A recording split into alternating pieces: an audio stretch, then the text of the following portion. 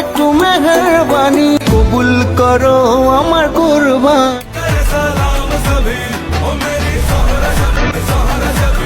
আগামী 30 মার্চ বড় পর্দায় মুক্তি পেতে চলেছে বলিউড ভাইজান সালমান খানের সিকান্দার। ইতিমধ্যেই শুরু হয়ে গেছে সিনেমার অগ্রিম বুকিংও, কিন্তু তার আগেই বিতর্কে জড়ালেন ভাইজান। বাংলাদেশি সুপারস্টার শাকিব খানকে নকল করার অভিযোগ উঠল তার বিরুদ্ধে, যে বিতর্কে উত্তাল নেটপাড়া।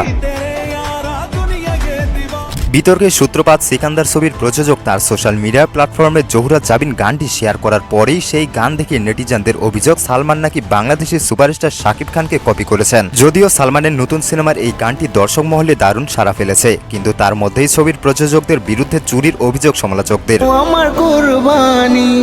2023 সালে মুক্তি পায় শাকিব খান অভিনীত প্রিয়তমা ছবিটি। সেই ছবিতে কুরবানি কুরবানি গানের শাকিবের লুক এমনকি ডান্স স্টেপও নাকি হুবহু নকল করেছেন বলিউড সুপারস্টার। সেই গানের কোরিওগ্রাফি থেকে দৃশ্য গ্রহণ সবকিছুর সঙ্গে নাকি মিল রয়েছে সালমানের জোহরা জাবিন গানের, আর এই তুলনা টেনেই কটাক্ষ করেছেন অনেকেই।